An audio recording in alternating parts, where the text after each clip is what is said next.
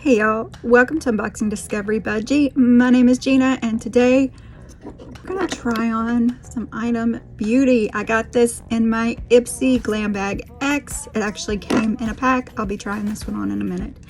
But this one is called Moon. Look how pretty, y'all. Moon.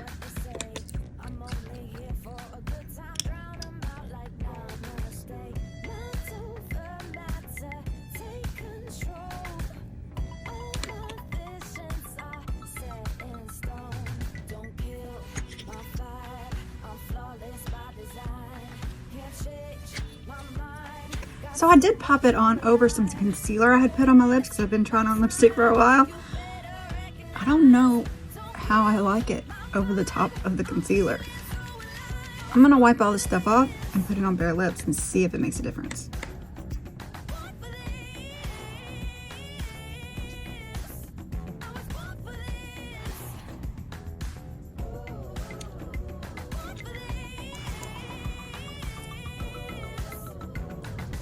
It's not sticky, but it's kind of a gooey formula. I mean, it's nice. And it does look better without the concealer, by the way. Keep in mind, it is a gloss. It's gonna blot right off. I got dirty hands.